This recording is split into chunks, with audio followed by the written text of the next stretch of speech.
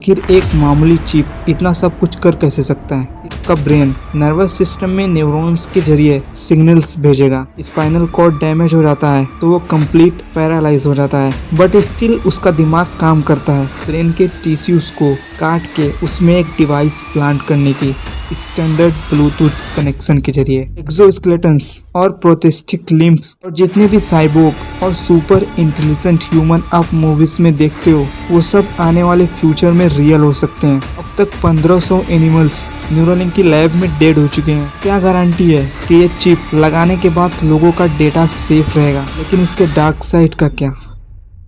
Neuralink company 2016 में Elon Musk द्वारा found करी गई थी। इस कंपनी का मकसद बिल्कुल साफ था, ऐसे चिप बनाने का जो आपके दिमाग को आपके कंप्यूटर या कोई और डिवाइस से जोड़ दे। ऐसे चिप को जो आपके ब्रेन और कंप्यूटर को जोड़ दे, उसको बेसिकली टेक्निकल लैंग्वेज में BMI या फिर BCI कहते हैं।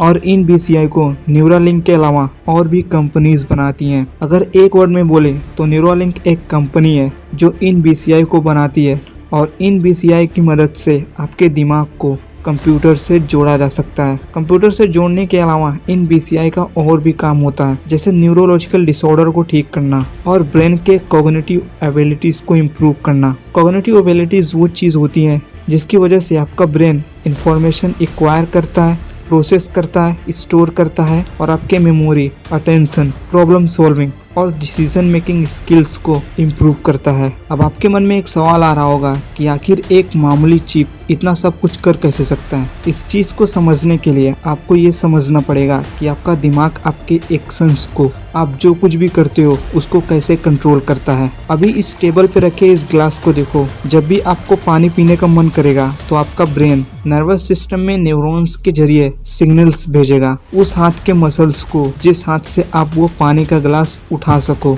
ये जो न्यूरॉन्स की सेंडिंग और रिसीविंग होती है, इसमें बॉडी का जो स्पाइनल कॉर्ड होता है वो बहुत बड़ा रोल प्ले करता है, क्योंकि जितने भी न्यूरॉन्स पूरे बॉडी में सिग्नल्स को भेजते हैं वो ब्रेन के बाद इसी स्पाइनल कॉर्ड से होते हुए जाते हैं। और इसीलिए अगर किसी पेशेंट का स्पाइनल कॉर्ड डैमेज हो जाता है तो वो कंप्लीट पैरालाइज हो जाता है, बट स्टिल उसका दिमाग काम करता है जस्ट बिकॉज उसका स्पाइनल कॉर्ड डैमेज हो जाता है। तो जो ब्रेन के न्यूरॉन्स हैं, स्पाइनल कॉर्ड उनको पूरे बॉडी में नहीं भेज पाता, और इसीलिए एक इंसान जो पैरालाइज होता है वो अपने किसी भी बॉडी पार्ट को मूव नहीं कर पाता।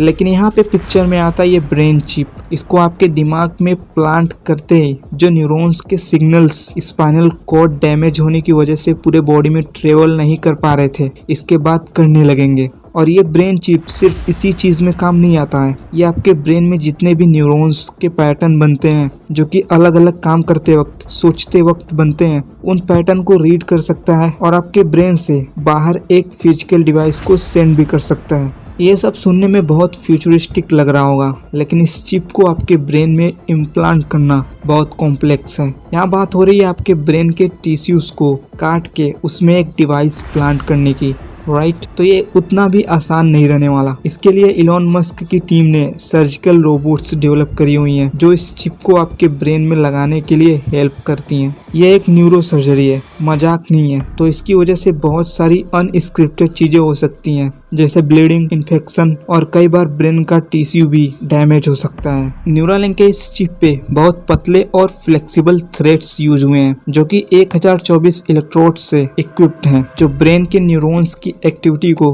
रिकॉर्ड करते हैं और उसको एक डिजिटल डिवाइस को सेंड करते हैं 0 और 1 के फॉर्म में, जो कि कंप्यूटर का लैंग्वेज है।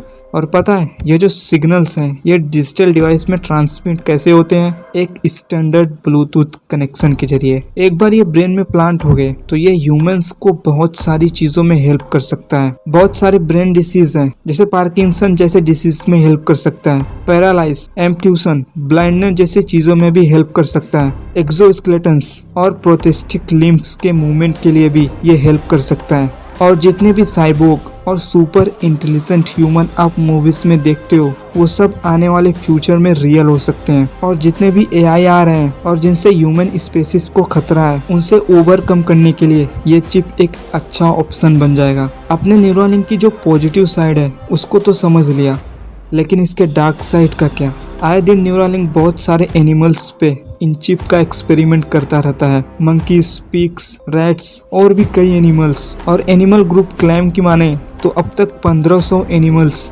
न्यूरालिंक की लैब में डेड हो चुके हैं, जिसमें से लगभग 280 शिप्स, मंकीज और पिग्स थे।